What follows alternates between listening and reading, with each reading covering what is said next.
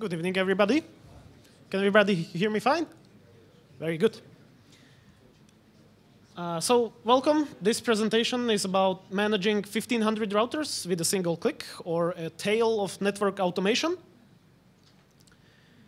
So a little bit about me. My name is Tomas. I'm a system architect / MikroTiks certified trainer, consultant, etc. I'm here with Unimus. It's a company I started about a year ago. We do network backup and management solution. If you are interested in that, at our product, at what we do, just come and visit us at our stand. And so why are we talking about this topic, and what are we going to talk about here?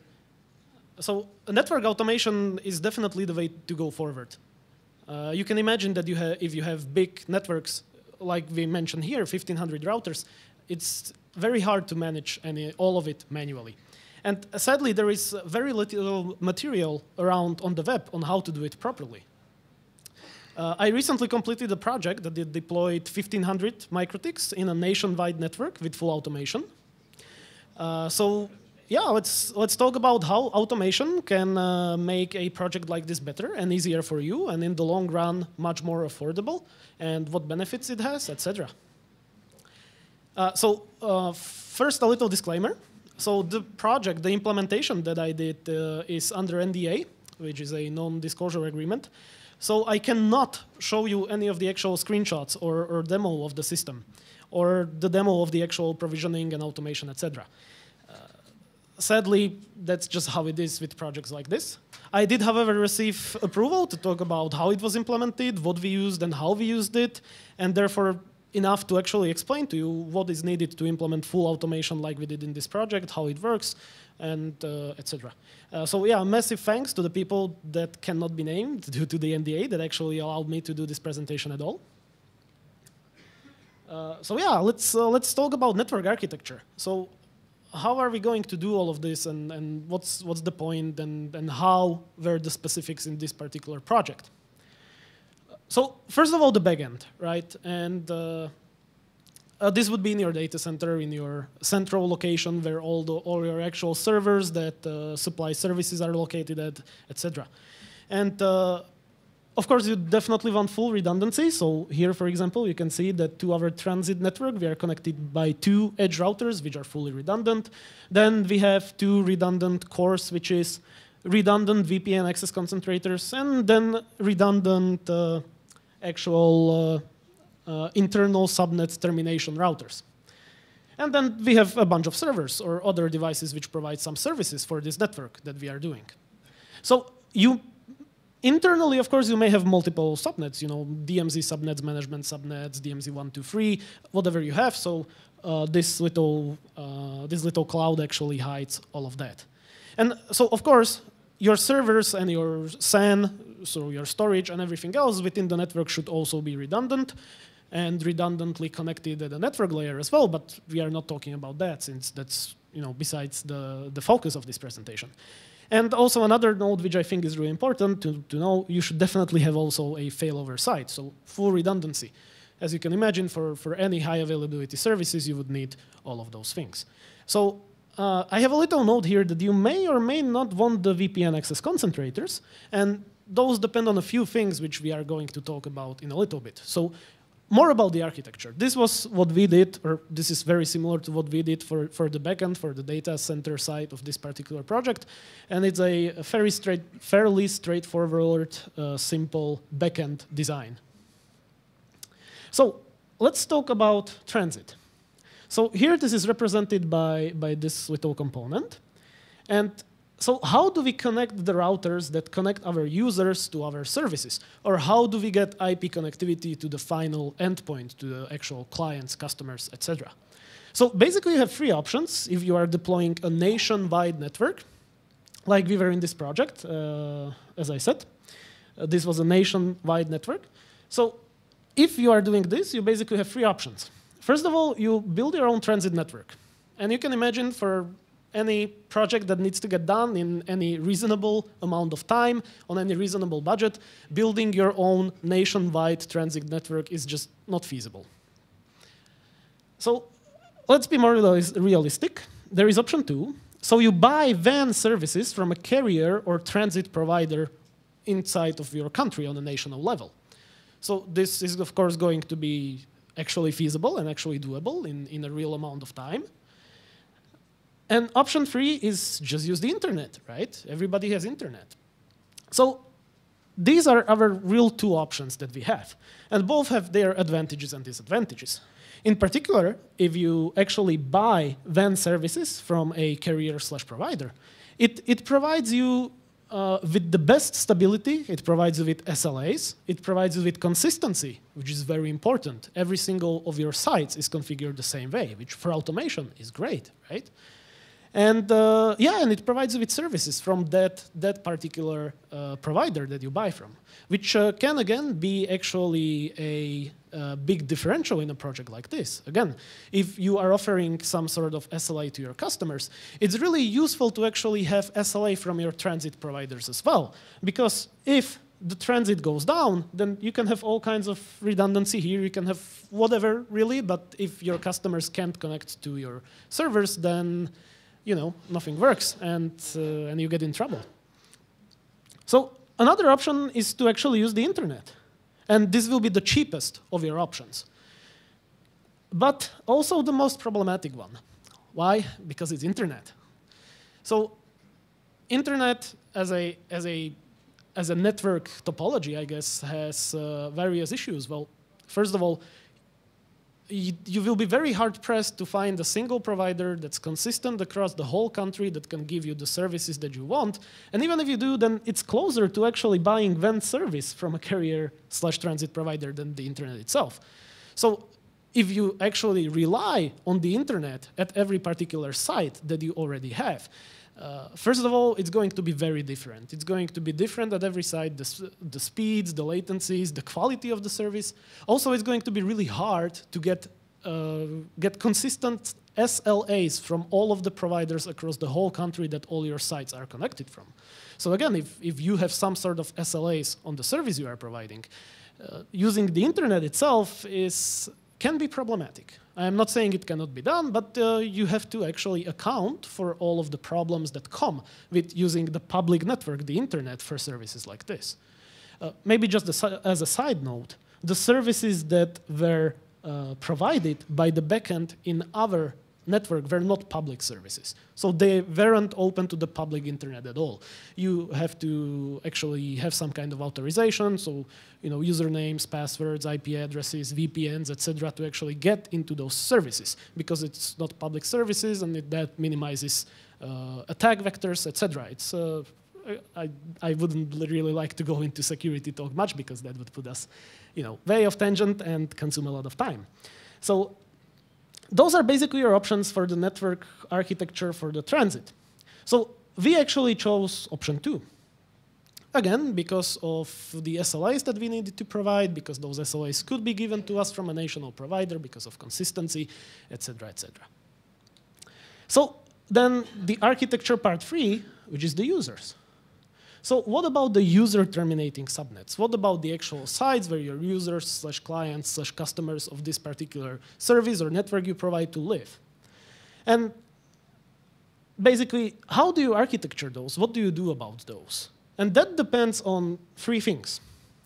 First of all, the choice of transit method, which we already discussed, because you would architect this differently if you use the internet than you architect this when you are using a WAN connection. Second of all, the second choice for the architecture is, are you building a new network or interconnecting existing sites? So if you are building a new network, that's great for you, and you can come up with any kind of an architecture you want that fits your purposes. And that would be perfect. But more realistically, you will be interconnecting existing sites. And there, you are limited by what's already deployed at the sites and how much change to the current configuration and current topology and architecture of the sites you can actually do. And the third determinator in how you architecture the user subnets, the user sites, is, do you even have full control over customer sites? This means, can you even dictate policy to these sites?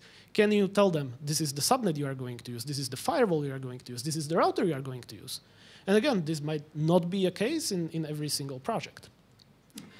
So how was it in our case?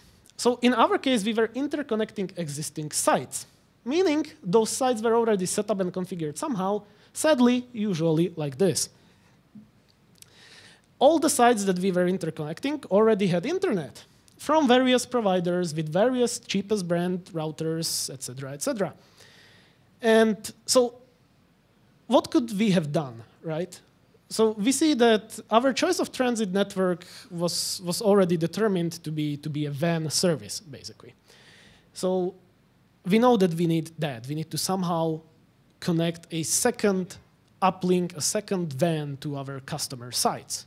The second determinator is we are interconnecting existing sites. And what's worst for us, we did not have actual full control over customer sites. What I mean by this is, could we have forced unified addressing, for example? Because as we said, the sites were already set up with duplicit addressing, etc. And forcing a unified addressing schema on a 1,500 sites across the country is really hard. So also, could we have forced a router change on every site? Again, because those sites already had internet from various providers with various cheapest brand routers that just can't do multi-uplink things like redundancy and routing and blah, blah, blah. You know what I mean, right?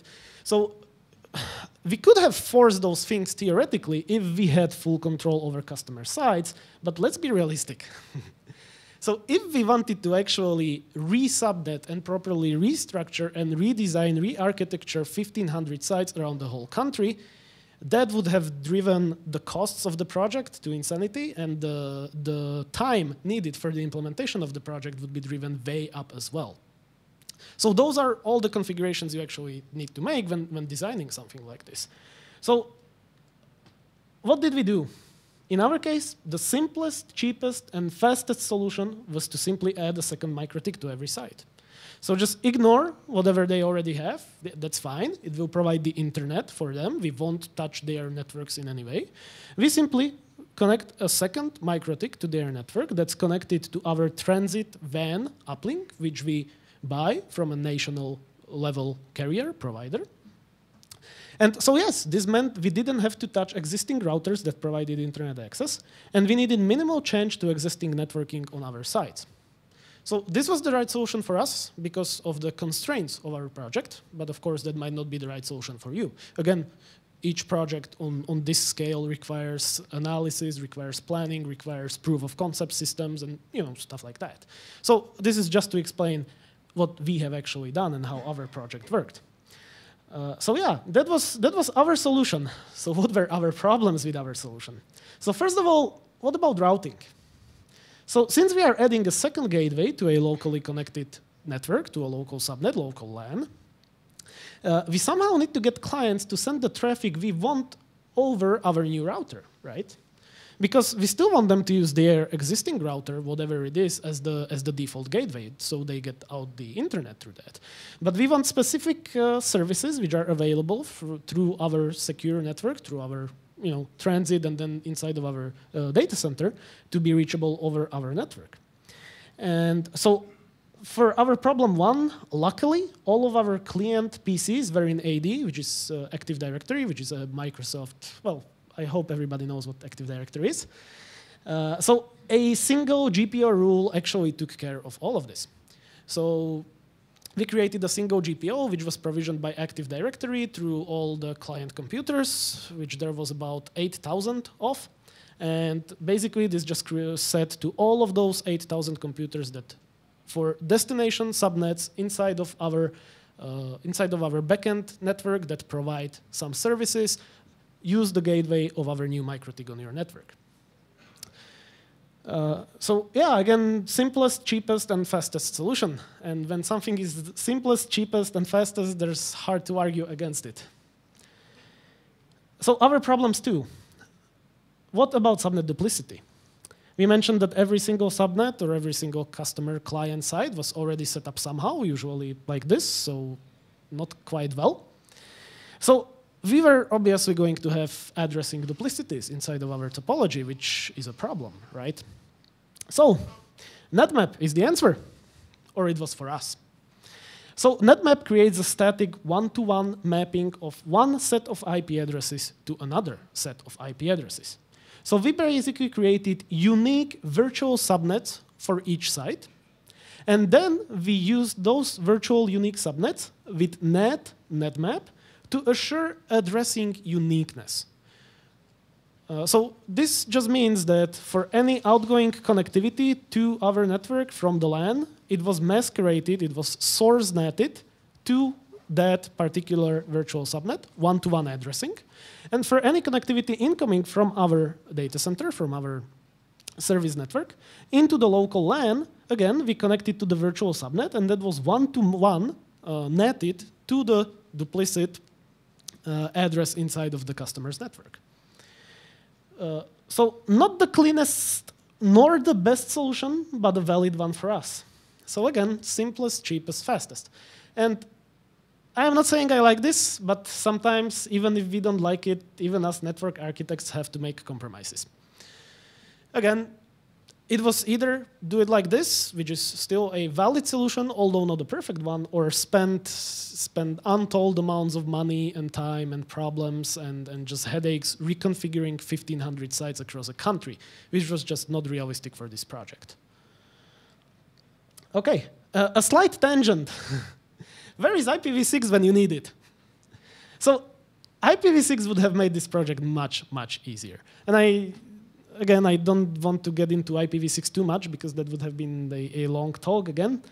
But sadly, our oldish existing networks are far from IPv6 ready. The services that are inside of those networks and all that comes with IPv6 deployment, again, would have just pushed the project timelines and costs way beyond what was allotted for this project.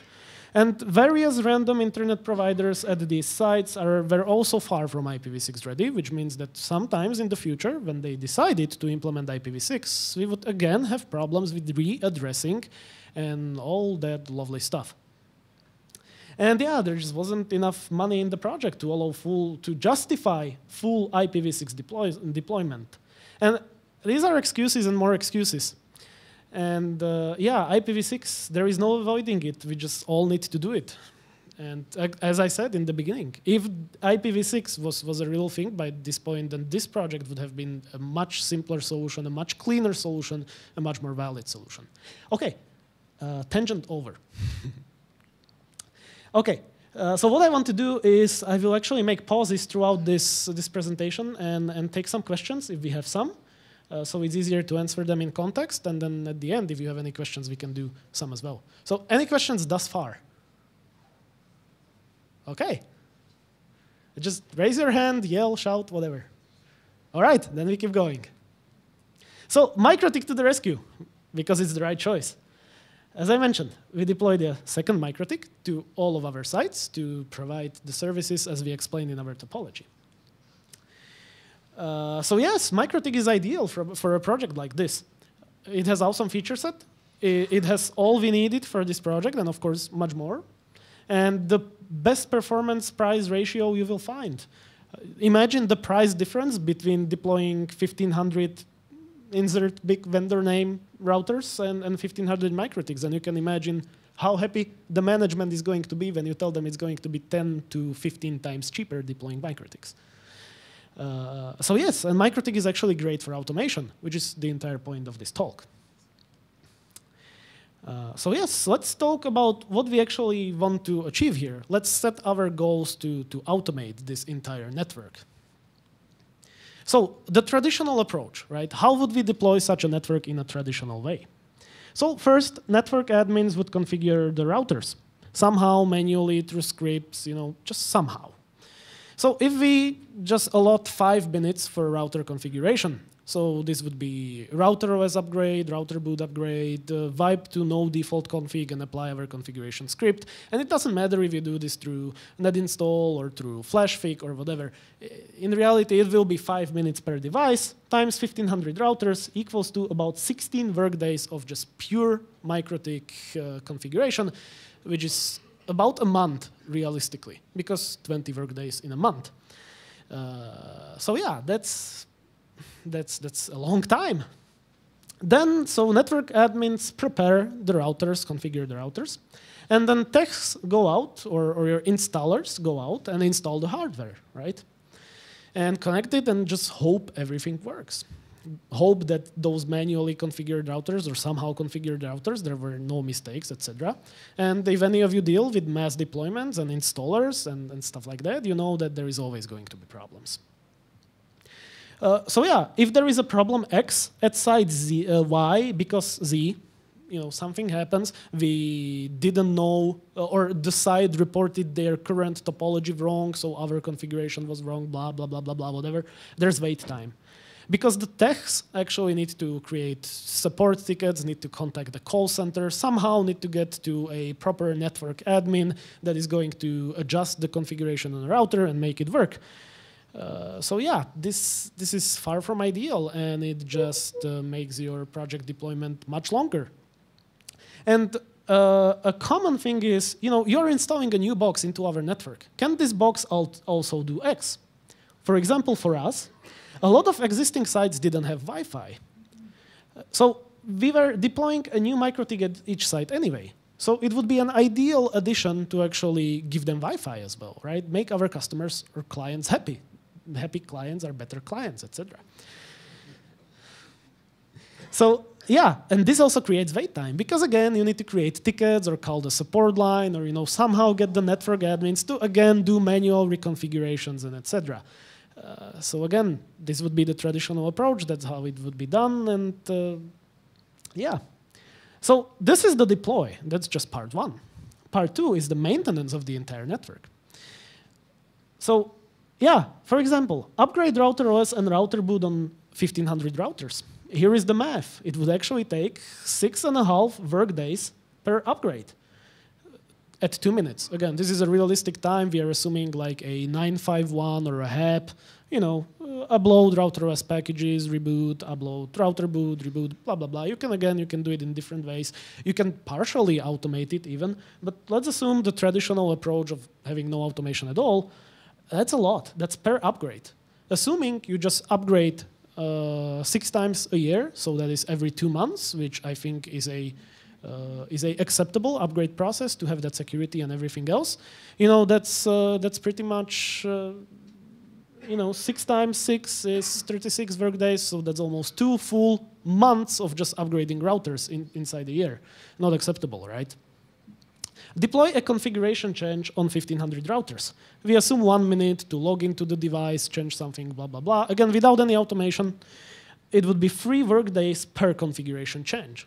So if you are making frequent configuration changes, that's just a nightmare. And your networking admins will not be happy. When you tell a networking admin, deploy manually 1 single line of configuration change to 1500 routers, that's the worst monotonous task you can give a networking admin, right? Is this something you would like to do? I wouldn't. So, and also think about how this actually affects the health and the state and the consistency of your network. Let's be realistic. There will be mistakes. When you are performing 1500 operations on something, it will not be consistent. There will be mistakes, there will be deviations, there will be things where it just doesn't work and you need to do something site-specific and blah, blah, blah. It will create a mess. And again, something specific at site X. For example, we want Wi-Fi. And now that we have Wi-Fi, we want to change our SSID, or we want to change our Wi-Fi password, the PSK. So again, this creates support center calls, tickets, manual admin work, potentially different config at each site. It's a nightmare. And again, maybe we are just thinking about the network admin's work, but thinking about this from a management standpoint. For example, for us, a single support center call with a attached ticket and everything else, the cost of this, doing it manually for us, was quoted at €6 per 1 Wi-Fi password change. That's not a negligible price. So yeah, that would be the traditional approach. That would be the maintenance of the network. It would create a lot of work, a lot of money issues, and etc. So let's compare this to a automated network. So the automated approach, the deploy. So first of all, the automation system is put into place. Second, data is fed to CMDB. And what is CMDB we will cover in a little bit. It's a configuration database. And this is not manual, of course. You just run a whatever SQL script that feeds all of your data inside into your CMDB, into your configuration database. And again, the data entry would be performed by a data entry team, which is data entry is much cheaper than networking, right? Administration, etc. So you do those two things to prepare your system. Then the techs or the installers go out, install the hardware, and click a single button to provision the router. And that's it. There is no network administrator work at all. There is no waiting for network administrators to create configs, no individual config adjustments, blah, blah, blah. Everything is taken care of by the automation system. And also, we deploy a self-service portal for changing various things at different sites. This means if a particular site wants Wi-Fi, after deploy, their installer or their tech just tells them, here is a little link where you can log in, and you can actually enable your Wi-Fi, set your SSID and pre-shared key there, and click apply, and magically it will be applied to your router. So again, this is much, much simpler and faster. Obviously, hopefully I don't have to explain why this is faster than the previous approach. So the automated approach, the maintenance. So upgrade router OS and router boot on 15 routers. 1 click, 2 minutes. Why? Because it's automated. You press one button and magic happens, and suddenly router OS and everything else is upgraded to all the 1500 routers at once. It's immediately done. Deploy a configuration change to 1500 routers. 1 click, 30 seconds.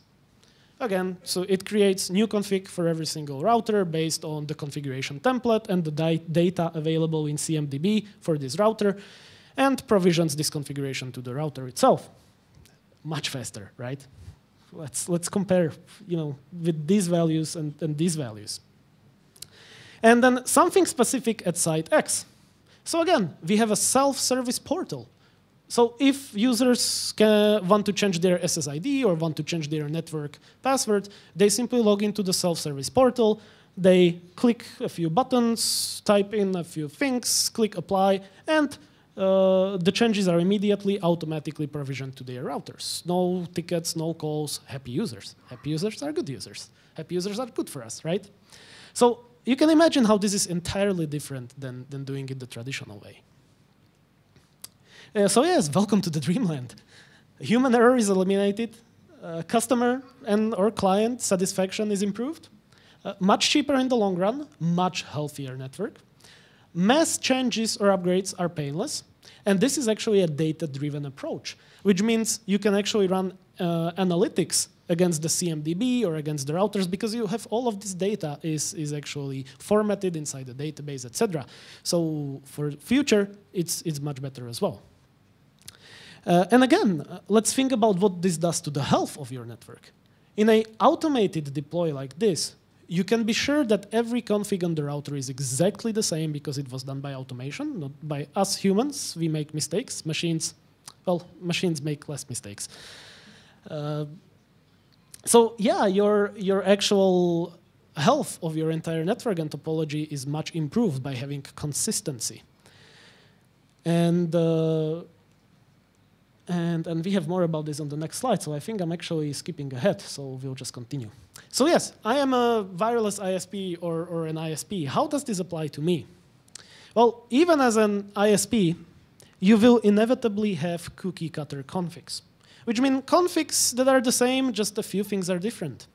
For example, customer CPEs or customer routers, brasses or PPPoE access concentrators, right? Access points and wireless bridges, switches, and you probably have tons of switches, right? Realistically, those configs aren't that different.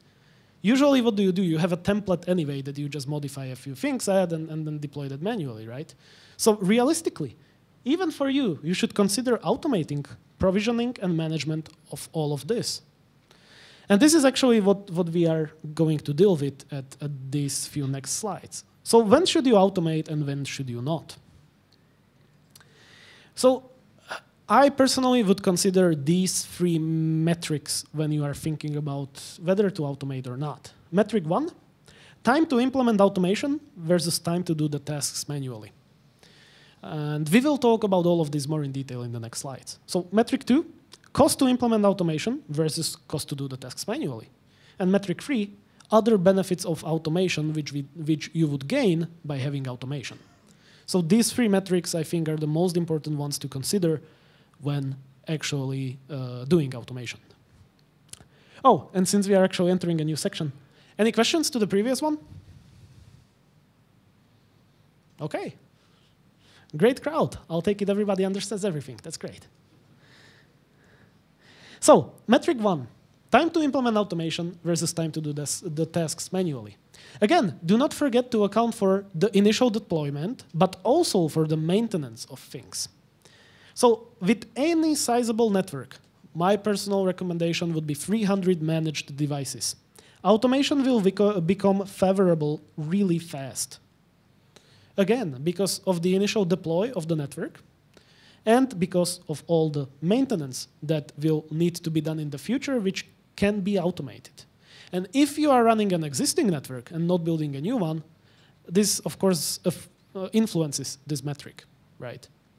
So for you, if you are running already an existing network, you still have the maintenance. You have to take care of the network. You have to make changes to the network, etc. But also consider, for example, currently you are an ISP with 300 customers and you are running, for example, a routed network with AOIP bridges. What happens in the future when you want to migrate to MPLS, VPLS? You will have to reconfigure your network pretty much entirely. So already having that automation in place can actually make that a much easier, much more painless task. And also, again, let's think about how your customers are affected. I personally have seen many cases when a network migration to a new technology has gone completely wrong, resulting in downtime, in outages, in network performance issues, etc., etc., etc. And again, this is because that upgrade of the network was done slowly, manually, over time, one router at a time usually, etc.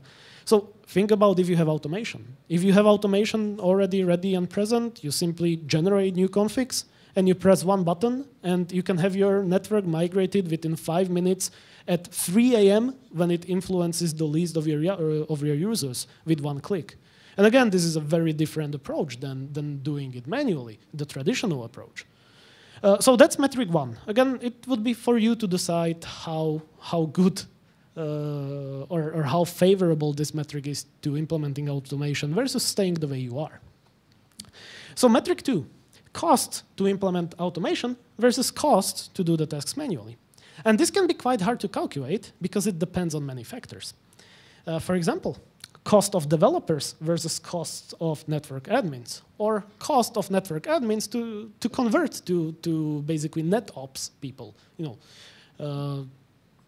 Availability price of right developers, or again, of right trainings, etc., to convert your admins to be able to script and do all of this. And the complexity of the automation system. The cost of the automation system is going to be greatly influenced by how complex it is. Again, because if it's very complex, it has to do many things, and therefore it's going to be harder and take longer, and in the end be more expensive to implement. So with large-scale uniform networks, this metric is very favorable. In smaller scale or complex, very diverse network, this metric becomes less favorable. So then we go to metric 3, other benefits of automation. So elimination of human error, and this can be a big one. If you are offering a network with SLAs, where you actually have to pay your customers when you do not actually, where you violate the SLA, then the elimination of human error can be a big factor, a big game changer. Also, unification of configuration across your network. This is also a big one, right? How many of you have consistent firewalls on all of your devices across the network? Come on, let's wake up a bit. Anybody want to raise your hand? How many of you have consistent firewall configuration across your entire network? Nobody. Well, there you go. This is something you should strive for. Again, consistency is really good. Imagine the difference between logging into a router and having to study your firewall for 20 minutes to figure out what's happening, what's blocked, what's not blocked, who can communicate to who, etc. And imagine having a consistent firewall where you already know what's happening because it's consistent across your whole network, and when you manage whatever device across your whole network, it's consistent, so you already know what you are doing. And this is more complex than I'm making it. Yes, I know, because there is security policies, and firewalls are going to be configured differently on transit routers and customer terminating routers, blah, blah, blah. I know it's not that simple, but still, I think we can all agree that consistency is good, right? So yes, improved network and service quality. Again, because of consistency, because of how you configure your network and how fast you are able to add new services and new devices to the network. With automation, it's going to be much faster than doing it manually. And yes, you can offer better SLAs, which is more money, right? Because better SLAs cost more money, you get, again, happier customers, et cetera, et cetera, et cetera. There's lots of benefits to automation. So yes, here automation is a big win. So if you are thinking about doing something like this, I would consider actually, I guess, meditating across these 3 metrics to see how beneficial they are to your network, and this should at least give you some form of a guideline to how how effective it is to implement automation in your network versus keeping everything the way it is currently. So what's the conclusion? I am personally a big pro-automation enthusiast. So I definitely recommend everybody to get into automation, to do automation. And I honestly think, based on facts, many previous projects and my previous experience in the field, automation is the right call. And this is not just my opinion. All other fields in the IT industry are moving to automation. There is DevOps. If you don't know what DevOps is, it's basically infrastructure in code, or infrastructure as a code.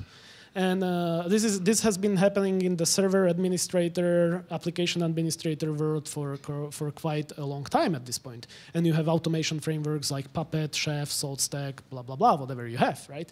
And there was big, I would guess, unrest, I would put it, in the network administrator or in the system administrator world when this started first, because people at conferences were saying outrageous things like, all of you system administrators, Linux administrators need to learn how to code and how to automate.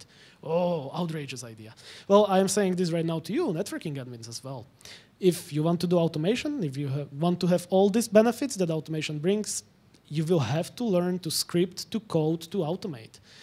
And as I said, this has already happened in other industries. Look at virtualization. It's all about automation, right? You don't install individual servers anymore. You have templates from which you create virtual machines. In VMware, you have basically customization profiles, and you do a few clicks, and magically you have a fully configured Linux with the IP addressing configured, hostname, blah, blah, blah. So automation is everywhere. The entire industry is moving to it. Containerization is all about automation as well, if you know Docker and other popular things.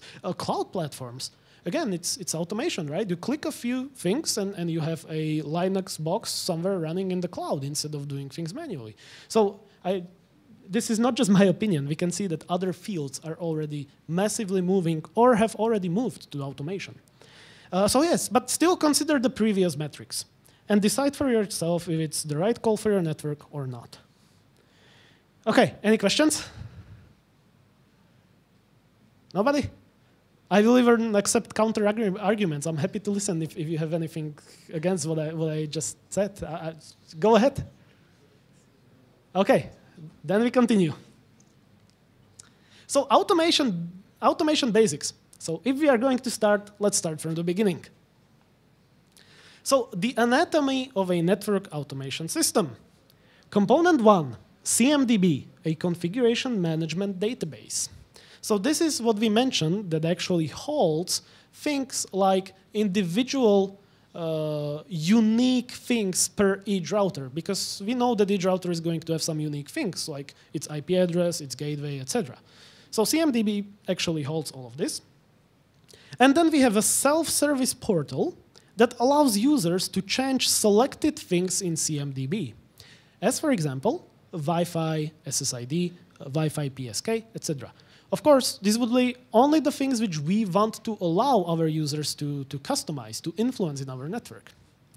Component 2 is a provisioning system, a monitoring system, an upgrade system, and then a way to sync CMDB and our NMS.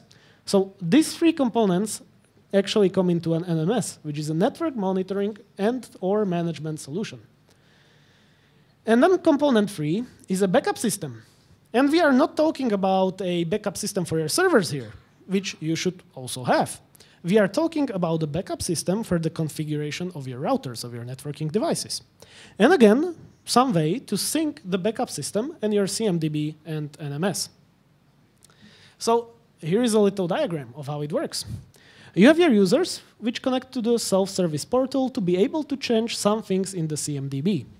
Again, to allow that, they don't have to create tickets, they don't have to wait for things they want to change, etc., etc. As we said, the CMDB actually holds all of the configuration data, all of the router unique data for each router. And then you have your NMS, which consists of a provisioning software, monitoring software, upgrade software, which is synced against the CMDB. Then you have your backup software, which is again synced against the NMS. And the whole NMS, all of these operations, all of these things use SFTP and SSH to provision upgrade the routers, and SNMP for monitoring. And then you have your backup over SSH, and then you have your 1500 MikroTiks. Again, the connectivity, as we mentioned in the topology, is provided by the WAN uplinks, by the hired network. I hope I don't have to go back to that. So let's talk about the anatomy in detail. So component 1, as we mentioned, CMDB. And actually, we already covered all of this. And then the self-service portal. Oh yes, one very beneficial additional thing is that the self-service portal can show the health of the user's system to the user. For example, something is not working, we just teach our users to first check the self-service portal. So if we have a known issue in our network, if we have a known outage, etc., the users can first check their self-service portal, see how the network is doing, and we eliminate support calls. And we give our customers the satisfaction that they immediately can check if there is a known problem or not.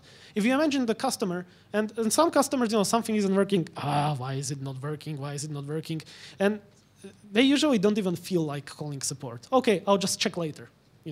And if they called support, we could have told them, yes, it's a known issue, we will fix it in half an hour. And the user would be much happier, right? Because he knows, okay, they are having issues, they told me it's going to get fixed, yeah, I can take a coffee break. But if the user doesn't have any information, if they are left in the dark, then they are an unhappy user that is just, well, angry, right?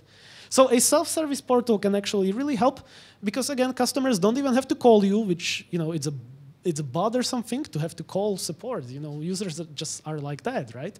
So they can just click on a website and they can immediately see, okay, we are seeing an issue in your region, or we are seeing an issue with your particular router, etc., etc. And this actually ties into monitoring, which we will talk about in a second. So if you have proper monitoring, you can actually, for example, see that the customer's router is offline, and you can generate an internal ticket for somebody to go there and fix that router. For example, it just stopped working.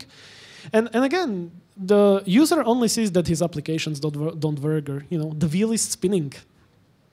And so they can just go into the self-service portal and immediately check, okay, there is an outage. Oh, they have already dispatched a tech to fix it, which will be here yesterday or tomorrow. Well, we all wish it was yesterday.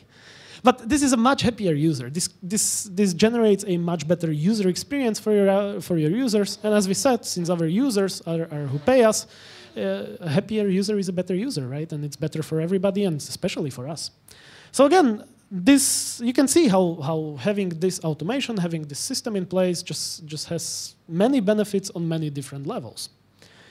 And yes, we covered that they can simply change simple things which we allow them to by a few clicks instead of having to generate tickets, wait, etc. Again, better user experience, which is always great. So that's the anatomy component 1, CMDB and the self-service portal. So what did we use in our particular deployment, in our particular network? So we used the existing inventory system at the organization as the CMDB. It allowed for custom fields that were used for router unique data. And there is many ways how to do a CMDB. There is commercial software for a CMDB. You can make an inventory system into a CMDB, or it can just be a few tables in a database. So it just depends on what you want to do and how complex you want to make it and how many functions you want CMDB to have. So we simply took an existing inventory system and used it for CMDB purposes as well, since all the routers were already in the inventory system anyway. And we wrote a simple web GUI as the self-service portal.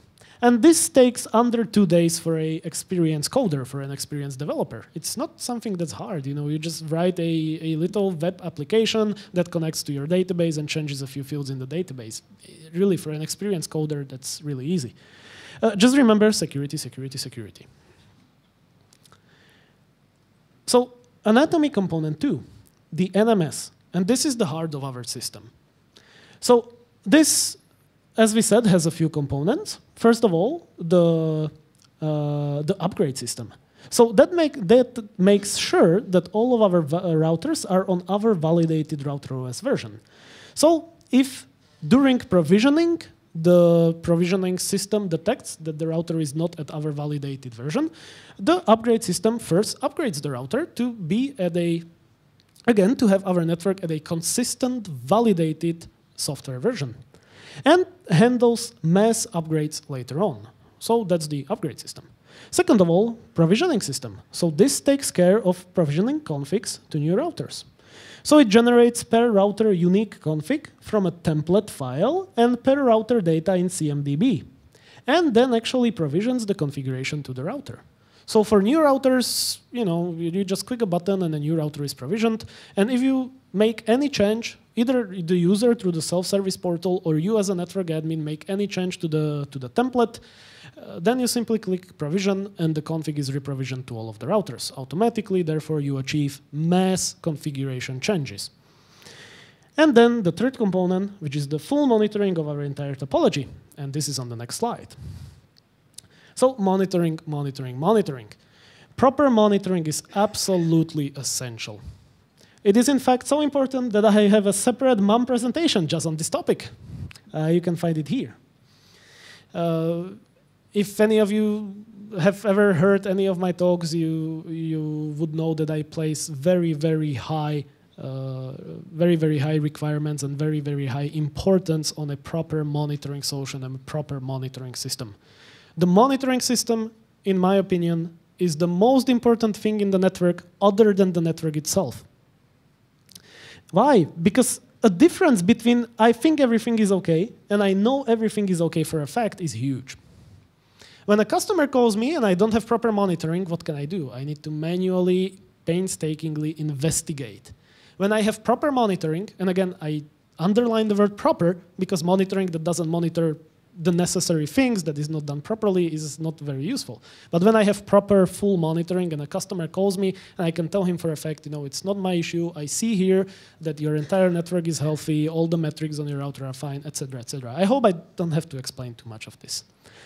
And again, the proper monitoring system needs to be independent. So your job as a network admin should not be to check on your routers. It would be unrealistic to check all the 1,500 routers every 5 days if everything is okay. That's unrealistic. But we still want to know if they are okay. So, your job is not to monitor the network, and your job is not to monitor the monitoring system either. So the monitoring system needs to be independent, and it should tell you when it requires their attention. It should notify you when something is wrong so you can look into it and proactively remove that problem. But again, you are not here to monitor the monitoring system or to manually monitor the network. It needs to tell you, something is wrong, you should look at it. So, and this just makes you sleep better at night, because you just know your network is okay until it tells you it's not okay, and then you need to take care of it. And again, I don't want to go too much into monitoring because it's a topic I could talk about for hours. So if you are interested, there's the presentation. It's about an hour. I recommend you check it out if you are interested in this topic. So again, what did we use for this component inside of our deployment? We used NetXMS as the NMS. So NetXMS is an open source, very flexible, very extensible, modern monitoring software. Again, see my MUM presentation linked on the previous slide to learn more. And we wrote our own provisioning and backup scripts, or we wrote our own automation. So you can actually write all of this in TCL and expect, and it's really, really easy. Okay, I guess really, really easy is a bit of a different term for somebody who knows scripting or programming and for somebody who's never written a line of code, right? So I know when I say it's really, really easy, it might not be really, really easy for you, but it's not that hard to learn. And again, that comes all back into the previous points which I've made on, is it worth it for me to do automation? Well, I mentioned it, you will have to learn to code, or you will have to hire someone who knows how to code, or you will have to pay somebody to go to a training to learn to code. It's all there back in, if it's worth doing, then you will just have to do it this way. So this is actually what we used in our POC, proof of concept system. It took me about, I think it took me about 2 days to write the entire provisioning, mass upgrades, all of those scripts for our proof of concept system. So, it's 2 days. It's not much. And again, I know how to script, I know how to actually code, and et cetera, but it's not that hard. And of course, if you don't want to spend the time, hire somebody, et cetera. We already discussed this.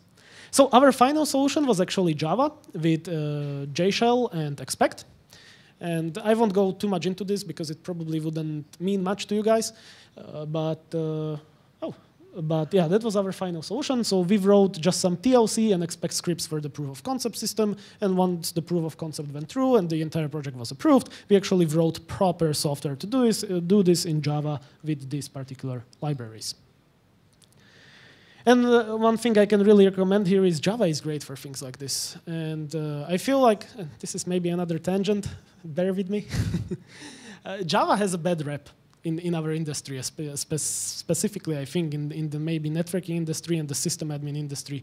But I think the bad reputation is unjustified. Java actually has great reputation in coder circles, and I won't go too much into this tangent anymore. All I can say is I can definitely recommend this. It works great for us. We are very happy with it in this particular deploy. Okay, tangent ending. So on the Mikrotik side, as mentioned previously, Router OS and Mikrotik is just great and really comfortable to script around, automate around, etc.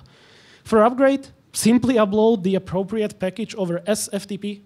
Please mind the S, not FTP, SFTP, security, security, security. Connect over SSH and reboot. If it takes one sentence to describe, it doesn't take that much code to write it. So for configuration provisioning, simply upload the per router generated script configuration over SFTP, connect over SSH, and execute this one line of code, and that's it. When you go down into the basics, it's not that complicated. It's not that hard. So yeah, and we mentioned the final thing for this is to synchronize your NMS versus the CMDB. So when a new router is added to CMDB, it needs to be automatically added to the NMS, to the NetXMS system that we have. And so what we do is we perform periodic sync between the NMS and CMDB to merge changes. Added routers, removed routers, decommissioned things, blah, blah, blah. After all, we are talking about automation, so nothing should be manual. So how this actually works, yeah, you have a periodic sync, and you can also actually force a run with one click. So you click synchronize data from CMDB now, it runs, and suddenly you have all the newest data inside of NetXMS. So yeah, what did we use for this synchronization? We wrote a little piece of software that connects to the CMDB and NetXMS over their APIs, and it simply adds, remove things from NetXMS as per the CMDB. This runs in cron once an hour, or can be manually run within NetXMS. So again, when you get back to basics, it's for a good programmer, this is really easy. You just have two APIs and a piece of software that should take data from one API and upload it to the other side through another API. For you, it not might mean much, but trust me, it's not hard. So yes. Okay, so that would be that would be this taken care of, and that would be this part taken care of. So the last thing is the backup system. So a configuration backup system. So first of all, I want to say you should always have a configuration backup system, whether it is in an automation-based network or a traditional network. Even with full automation, config backups are necessary also. So first of all, I hope everybody understands what benefits it gives you to have backups of your configuration and why you should have it, right? Okay, everybody seems to be nodding, so I hope I don't need to explain that concept. But even with full automation, a backup system is still necessary. Why?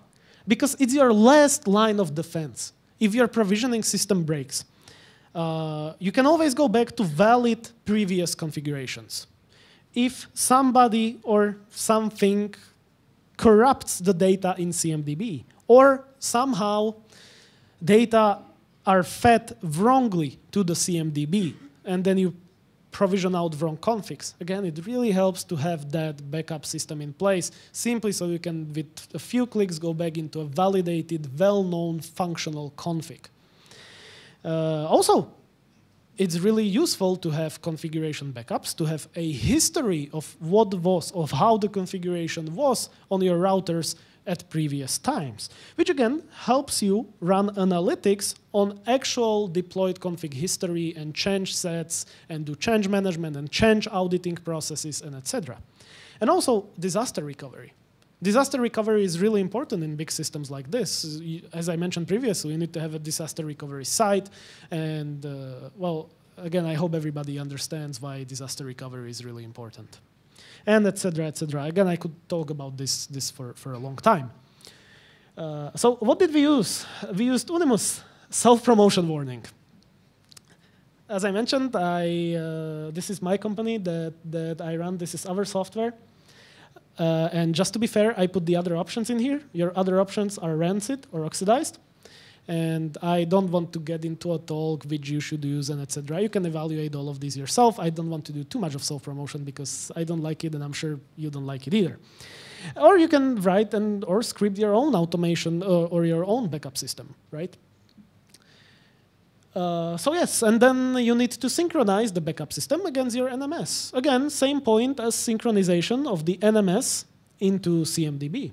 It's an automated system, so nothing should be done manually, which means that if a new router is added to CMDB and provisioned by the NMS, it will automatically be backed up by your backup solution. So yeah, everything should be automated and it needs to be synced somehow. So for us, what did we use? Again, self-promotion warning. Unimus has a native NetXMS sync connector, which can sync devices from NetXMS on a schedule and automatically start backing them up. If you use something different, you will have to implement this yourself or come up with a different solution. And that's it. That's the anatomy of a network automation provisioning system. Any questions? Yeah. There was this story with the configuration. As I saw it in the slides, you were using SSH, and I'm wondering why you didn't invest to use router as API. Okay, so the question was, why are we using SSH and not router as API? It's just about standardization and about already having open source, pre-written, validated libraries and APIs we need to use, and also about security. We all know how SSH works, right? I hope. It's secure, encrypted, etc. But maybe not everybody knows how router as API works. So router as API is clear text, and you can use the SSL version of it, but you need certificates and stuff like that, and that's hard to manage. So if you look at the complexity of simply using SSH, which is already secured, working, it's an industry standard that's been validated by years, etc., and then you look at the difference between using a MikroTik API with SSL and adding the worries and the complexity of certificate management into it, it was a fairly obvious and easy choice for us to use SSH, again, because of security concerns, standardization, available open source libraries, and just not having to deal with certs. Anybody else? Any questions? OK, should we continue? All right, then. So the demo. And this is normally the part of the presentation where I would usually do a demo and show you how it all works and how it all behaves and etc. And while I would love to, as I mentioned, it is not allowed by the NDA. See the disclaimer at the start. So I can, however, tell you how it works. And wow, I am actually way over time of my presentation, so I'll try to make it make it fast. Sorry to the next presenter. I do apologize. So when adding a new router, how does the workflow look like? What do we need to do when we are adding a new router? So when a new router is added to the CMDB with its appropriate router unique information filled out, and this is done by the data entry team, not by the networking team, right? This is mundane, monotonous tasks that us network admins don't like. So the data is fed into CMDB. Then an installer is dispatched to the field that installs a fresh out-of-the-box MikroTik. So we just bought some 2,000 MikroTiks, and we didn't even touch them. We just handed them as they came from the factory to the installers. The installers connect the MikroTiks, log into NetXMS, find the router they just installed, and click Provision Routers. Done. So you can see how this is much easier than the other traditional approach which we've talked about. So again, the networking team is not even involved. Automation does everything. The data entry team feeds the CMDB with data, and the installer, when he gets a ticket to go and install a new site, he just takes a random whatever MikroTik from the pile, goes in there, plugs it in, logs into NetXMS, clicks a button, done, site installed. So again, the automation effect. This is much faster and simpler than a traditional non-automated method. This is much less error-prone than a traditional method. This ensures network consistency and all the other benefits which we already discussed previously. And I haven't even mentioned the fact that, for example, when you decide to upgrade your network to a newest router OS release, but you already have pre-configured devices that are with the old version, stuff like this that happens in a traditional deploy where a pre-configured router has been sitting on a shelf for 2 months, and in the meantime, you already have 5 newer configuration releases and a newer router OS. How do you deal with this in a manual way? It's just painful, whereas automation just does it, just takes care of it. Anyway, continue. So customers and clients want to change something. For example, the customer wants to change their Wi-Fi SSID or pre-shared key. So how does this happen in our network, in our topology? They simply log into the SelfService Portal, they change the things as they wish, and they click Apply Changes. The SelfService Portal updates data in the CMDB, and their router is automatically reprovisioned with the newer config. So again, the automation effect, imagine how much of a better experience this is for your customer or your client than having to call a support line, create tickets, wait, etc., etc. They just do it themselves, and they have the immediate feedback of it being done. So our customer satisfaction is increased, but network security or configuration integrity is not compromised, which is really important. Because since we chose the things that the user can influence, we know that they aren't influencing the configuration of a router in any real way that would put the network to harm. And again, it's consistent. Every time a change is performed on the network, it's not by us humans that can do it 1,000 different times when we do it 1,000 times. It's, again, consistency. And this actually minimizes attack vectors a lot, which, since I am already over time, I won't even talk about attack vectors and all of that.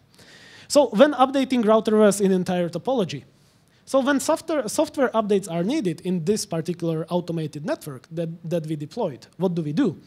A network admin logs into NetXMS, selects a group of routers, or the entire network of 1,500 routers, and clicks Upgrade Routers.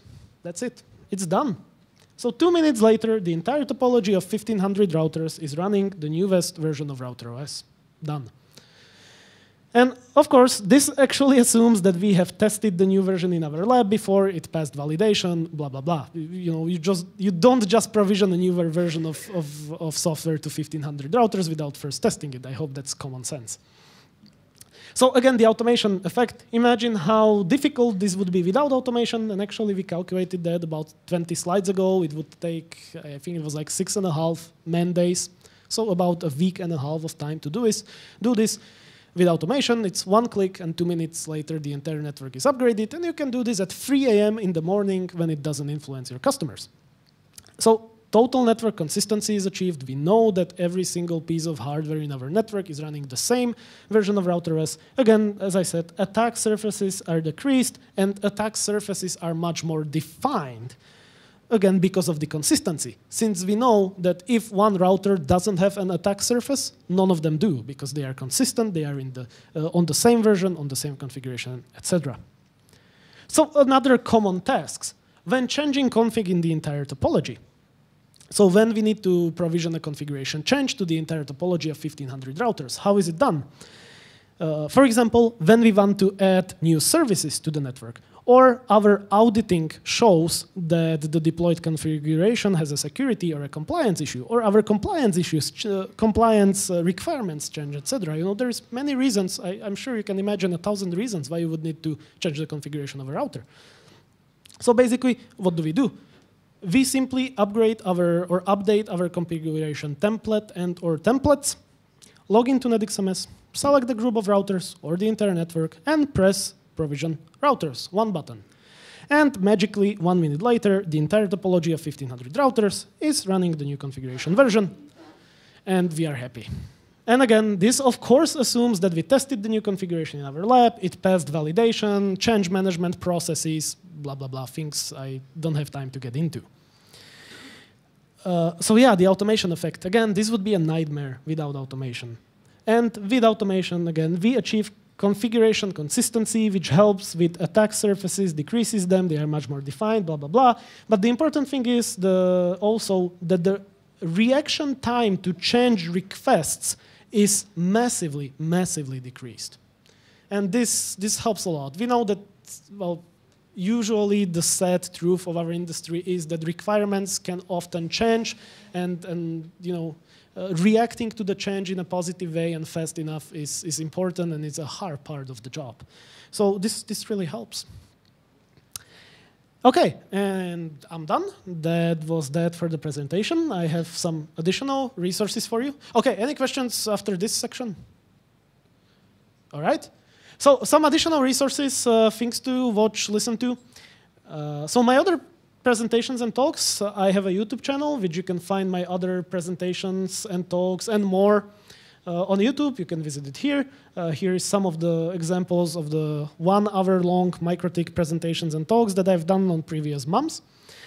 I am a part of the Brothers Wisps, which is a networking related podcast. We do a bi-weekly podcast. Give us a listen if you like. There's a link. And yes, if you have any questions after the entire presentation, just let me know. And if you need to reach me at any time, Facebook, LinkedIn, email, whatever. Thank you very much for listening.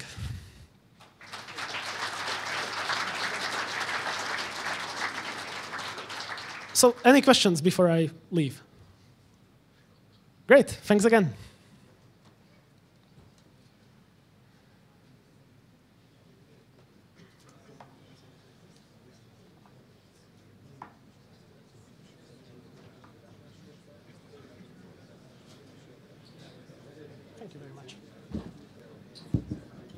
Okay, thank you, Thomas, and I will give him a gift for making a presentation. That's for you.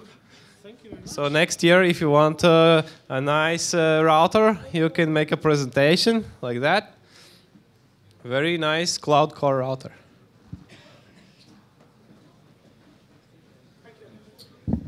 Okay, and our next presenter is here already, and he will be talking about Capsman, I think.